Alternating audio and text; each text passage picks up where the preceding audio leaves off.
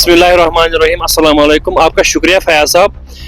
मैं ये कहना चाहता हूँ कि जो आज हुकूमत ने अपनी मनमानी दिखाने की आज यहाँ पे पूरी कोशिश की है। बड़गाम में 3 डायलिसिस सेंटर आए थे बड़गाम, और जो एक डायलिसिस सेंटर जो बड़गाम में रखना चाहिए था, राथर साहब ने, जो हमारे इस वक्त स्पीकर हैं, असेंबली के स्पीकर हैं, उन्होंने तीनों, जो एक नागाम में दिया है, एक तार शरीफ और तीसरा पखरपोरा। तो इसमें ये मामला ये है कि अगर 3 डायलिसिस सेंटर आए थे तो एक कम से कम बड़गाम में रखते। हम नहीं कहते कि खान साहब में या बीरवा में देते, हम कहते हैं कि आपको कम से कम एक बड़गाम में रखना चाहिए था। जैसे जहां पर वो बड़गाम एक सेंटर है, वहां पे खाग का भी आता है, वहां पे बीरवा का भी, खान साहब का भी, और चाडोरा का जो बंदा है जो डायलिसिस के लिए, ये बहुत ही जबरदस्त, ये बहुत ही अच्छा काम है। हम नहीं कहते कि गलत काम है। सराज शरीफ में दिया, वो भी हमारे भाई हैं, लेकिन कम से कम एक तो इन्हें बड़गाम में रखना ही चाहिए था, क्योंकि हम भी इंसान हैं। खान साहब के लोग भी तो इंसान हैं, बीरवा के लोग भी इंसान हैं, खाग के लोग भी इंसान हैं, मागाम के लोग भी इंसान हैं, वो भी यहाँ पे आते और सेंटर में रहता। और दूसरा मामला ये है कि मैं ये याद दिलाना चाहता हूँ उमर सरकार को, ये मैं याद दिलाना चाहता हूँ आपके माध्यम से फयाज साहब, मैं ये याद दिलाना चाहता हूँ कि उमर सरकार ने यहाँ पे जो वादे किए थे, अभी तक 3 महीने हो गए हैं, कोई भी वादा अभी पूरा नहीं हो रहा है, 1% भी कहीं पे पूरा नहीं हो रहा है। तो मैं इनसे ये कहना चाहता हूँ, इनसे जवाब लेना चाहता हूँ। तो आप मुझे बताइए कि आपने जो वादे किए थे, आपने जो कस्में उठाई थी, आपने अपनी टोपी भी लोगों के सामने रखी थी कि आज मुझे वोट दो, आज मुझे सीएम बनाओ, तो मैं वो करूंगा, ये करूंगा। तो आप देखिए यहाँ पे बर्निंग इशू इस वक्त, ये एक तो मैंने आपको बताया इस वक्त, कल कौन सी मनमानी हुई। अब यहाँ पे बर्निंग इशू इस वक्त बिजली का है। 200 यूनिट देने का, जो फ्री देने का जो वादा किया था उमर साहब ने, वो 200 यूनिट कहाँ है।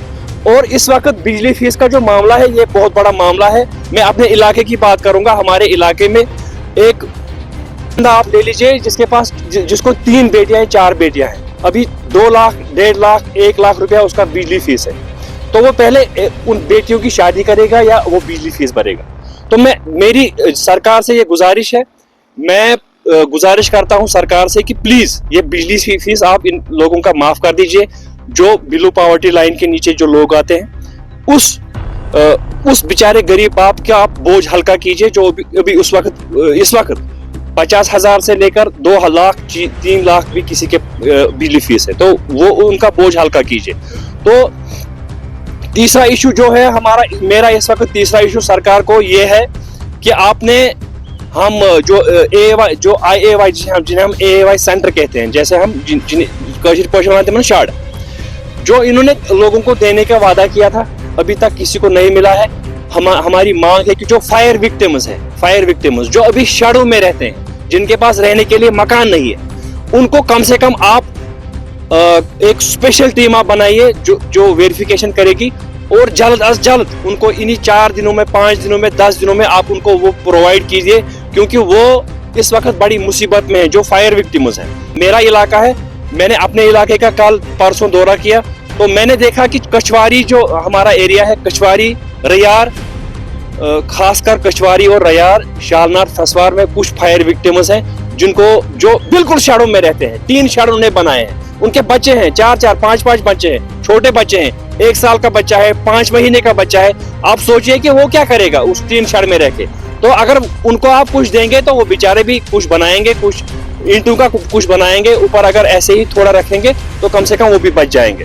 तो ये कुछ इश्यूज हैं, तो आपके माध्यम से मैं ये सरकार तक पहुंचाना चाहता हूं।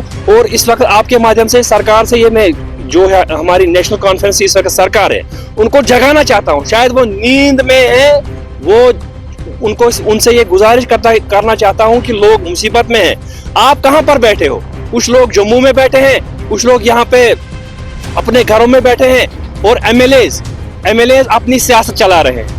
मैं अब अगर सियासत की बात आई है तो मैं दूध पथरी में सियासत होने की बात करूंगा। जो वहां पे चाय वाले जो अपना रोजगार कमाते थे, अपने इलाके में, वहां से उनको निकाला गया। पहले उस पर सियासत हुई, पहले उनको वहां से निकाला गया, फिर उनको अपने पास बुलाते हैं, फिर उनसे कहते हैं कि आपको हम वहां जगह देंगे, यहाँ जगह देंगे, और उनको दर बदर की ठोकरें खानी पड़ती हैं। अपने इलाके में उनको चाय बेचने के लिए भी अब जगह नहीं दी जा रही है। तो मैं एडमिनिस्ट्रेशन से गुजारिश करता हूं, मैं गवर्नर एडमिनिस्ट्रेशन से इसमें इन चारों जो मैंने इस वक्त मुद्दे उठाए हैं, इन चारों जो मुद्दे हैं इन पर नाज़रसानी करने की जरूरत है। मैं गवर्नर एडमिनिस्ट्रेशन से इसमें मुदाखलत करने की अपील करता हूं। अस्सलाम वालेकुम।